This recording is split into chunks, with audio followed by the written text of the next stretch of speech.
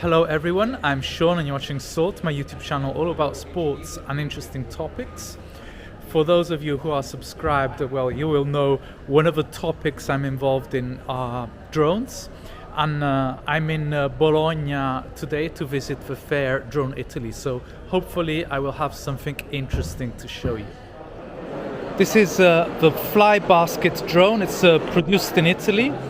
It's a rugged machine and it has a massive payload. It can carry up to 100 kilograms. Here you can see a kind of a winch on the end of it to carry loads. These are the primary systems and the battery pack on top. And these are the secondary communication systems, so they can have a redundant signal for safety. These are the rotors.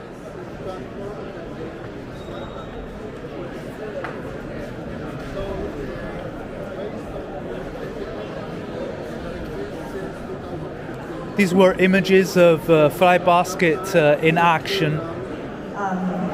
Great opportunity to explore and enhance the cooperation between Korea and Italy in this rapidly growing drone industry.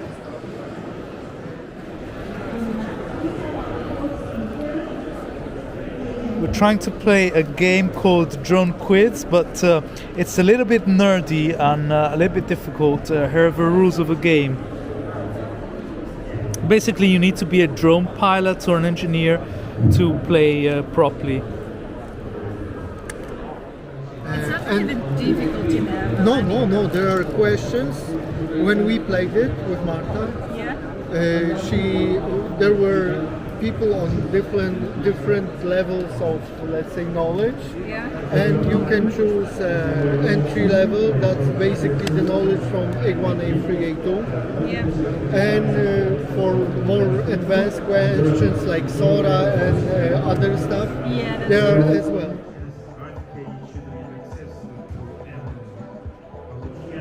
This is AB0, so from A to B with zero risk. So it's a box to carry medical material, and it weighs about 6 pounds. It will enable you to carry anything between 4 pounds to 10 pounds. So you're gonna need a copter drone to carry such a heavy load, but you'll be safe and secure. They're currently flying in Parma in Italy. This is a new urban air mobility drone with no pilot, and it can carry 2 passengers. This is the render of a vertiport. You'd have to be quite careful entering the drone, because to do so, you have to go past the rotors, so you want to make sure they're not spinning while you get inside.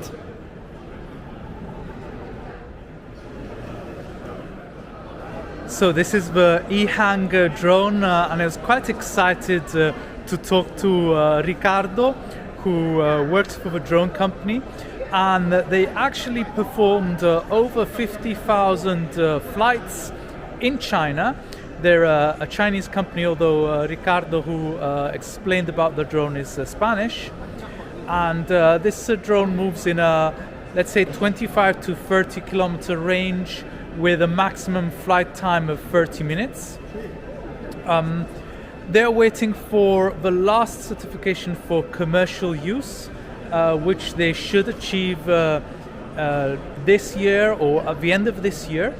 The projection for the cost of a flight to the final customer is around $75 US for a 15 kilometer flight.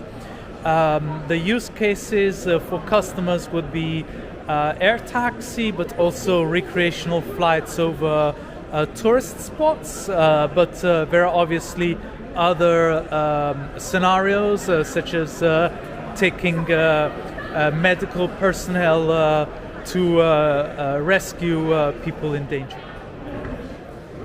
One design flaw, I will call it a flaw in my opinion, is that the batteries are not removable, not swappable. So once the batteries are flat, you'll just have to park the drone and wait for it to recharge. This is the poster of an Italian school, and they teach kids in high school everything to do with aviation. So they basically educate them to be future pilots of aeroplanes or mechanics or even pilots of drones.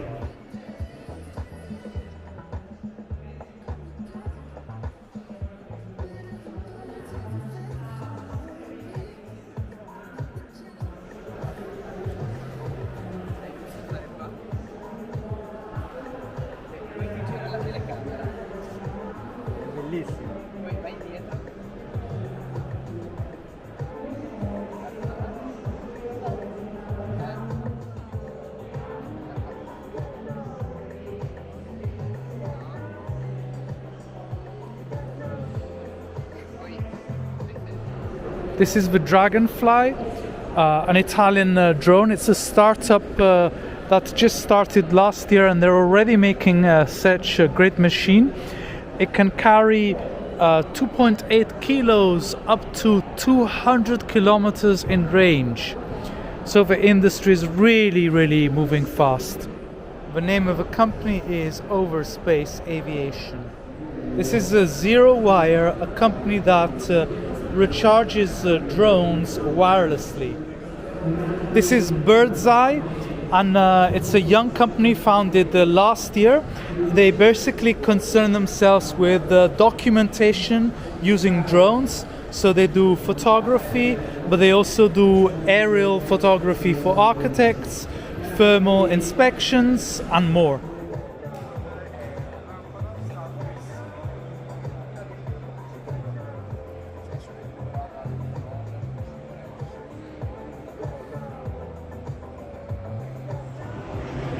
What we are watching here is a drone contest organized by Leonardo, the Italian company, and basically each university team, there are 7 university teams, has 25 minutes to program 2 drones for a mission in a supposedly urban environment. One drone is on wheels, and one drone will be flying. Another feature of a contest is that there's no GPS signal, so the drones have to find their own way around this urban landscape. All the contestants are actually certified pilots, and one of the drones this morning made a hole in the mesh. It kind of went crazy, so there has to always be a pilot and observer at the ready. With a vertical flight, because this is something we have since decades, and it's called helicopter. The innovation in what we're doing is making the functional principle of a helicopter available for the mass of the people. I just discovered E-hang. E means billions, and hang means flights, so billions of flights for people in China and all over the world. But nothing more, because we don't build a cabin for a 2-hour flight. We build a cabin for short hops to cover short and medium-term distances and give people back the most valuable currency of our age, which is time. Back in Naples from DronItaly, and there are a few things that I left out of the video, unfortunately. First and foremost, I'd like to thank Unmanned for You, which is the company I represented in Bologna, for taking me there and allowing me the opportunity to make the video. And secondly, but not least important, I would like to thank the whole Korean delegation and some of the companies that I met there. Synerix is one of them, Vololand is another, Hexa Factory is another one, and Baylab is another one. They all had super interesting products. Baylab produces super light batteries for drones. They're being prototyped at the moment, but the cost of mass production will go down next year, so that will be a potential. Synerix produces communication devices with the LTE technology for drones, and both Hexafactory and Vololand produce drones with very interesting features. If you enjoyed the video, don't forget to subscribe to the channel.